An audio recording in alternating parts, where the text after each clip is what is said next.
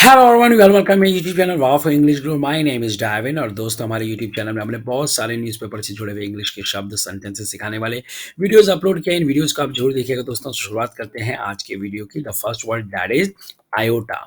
Iota का मतलब होता है दोस्तों रत्ती भर। Headline: Thackeray and Roth, in their discharge application, had said that there was no iota of evidence against them.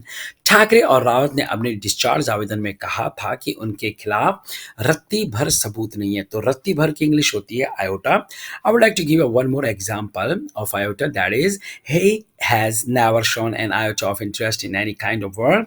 उसने कभी भी किसी भी तरह के काम में रत्ती भर दिलचस्पी नहीं दिखाई है। सो आयोटा का मतलब होता है रत्ती भर का मतलब थोड़ा सा भी। So that is iota. The next one is exile. Exile का मतलब होता है दोस्तों निर्वासन, देश से निकाला। और दोस्तों वनवास है ना, वनवास को भी एग्जाइल ही कहते हैं। Pakistani x PM Nawaz Sharif will return home after 4 years of self imposed exile. Pakistan के पूर्व प्रधानमंत्री नवाज शरीफ 4 साल के आत्मनिर्वासन के बाद स्वदेश लौटेंगे। The next one is that is a frivolous. Frivolous का मतलब तच्छा ओछा। Cash for query row. Mahua Moitra refutes charges, calls it false and frivolous. Cash for query विवाद। महुआ मोइत्रा ने आरोपों का खंडन किया, इसे झूठा और तुक्ष बताया। False and frivolous यानी झूठा और तुक्ष, और refute का मतलब होता है खंडन करना या झूठा ठहराना।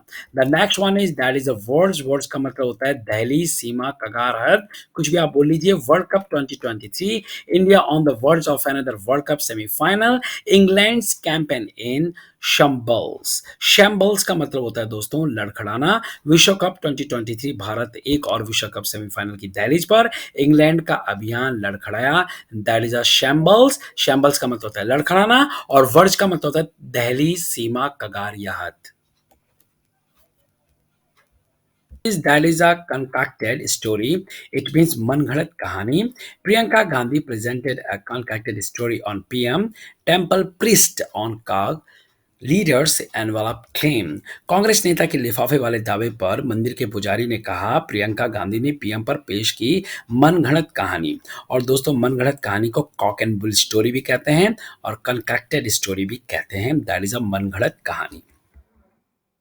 The next one is death threat. इसका मतलब होता है जान से मारने की धमकी। Mukesh Ambani receives death threat, email demands 20 crore rupees. Mukesh Ambani को मिली जान से मारने की धमकी, ईमेल से मांगे 20 करोड़ रुपए। The next one is that is the upsurge. It means उठापटक। At 70 rupees per kg, onion prices raised in Delhi NCR upsurge likely till December. Delhi NCR में प्याज की कीमतें 70 रुपए किलो पर बढ़ी, दिसंबर तक उठापटक की संभावना। तो अपसर्ज का मतलब होता है बढ़ना। Okay, so that is upsurge का मतलब हो गया उठापटक। The next one is that is the unleash fury. इसका मतलब होता है गुस्सा निकालना। Babar unleashes fury on Nawaz for glaring error, Pakistan in all time low. Babar ने भारी गलती के लिए नवाज पर निकाला गुस्सा, पाकिस्तान अब तक के सबसे निचले स्तर पर। The next one is erroneous. Erroneous means गलत। ICC accepts mistake in erroneous first replay of controversial Rassie van der Dussen DRS.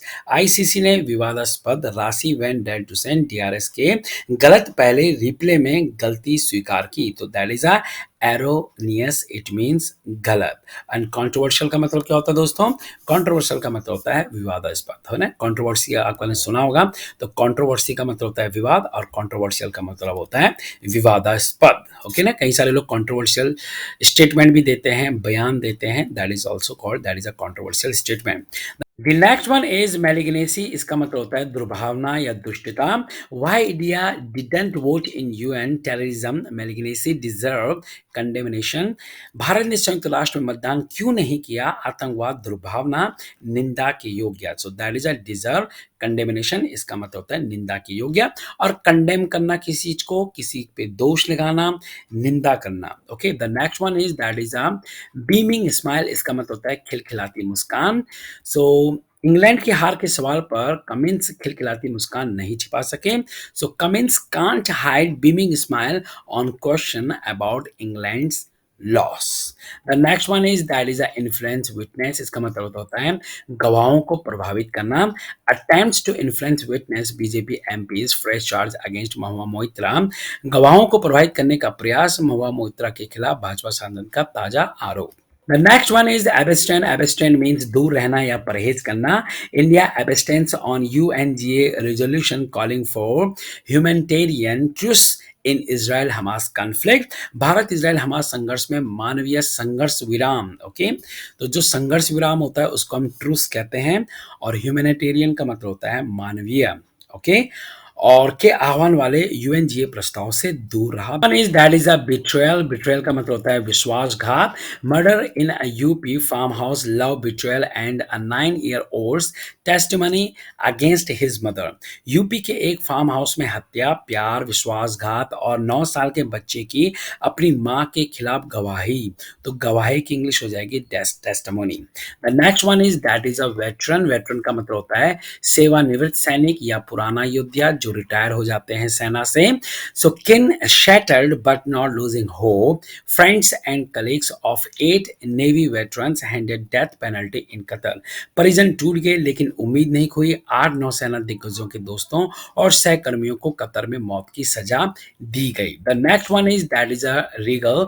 Regal का मतलब होता है शाही और शानदार। Priyanka Chopra makes a regal entry at Jio MAMI film fest. Priyanka Chopra ने जियो मामी फिल्म फेस्ट में शाही अंदाज में एंट्री की। That is called regal. Regal का मतलब होता है शाही या शानदार।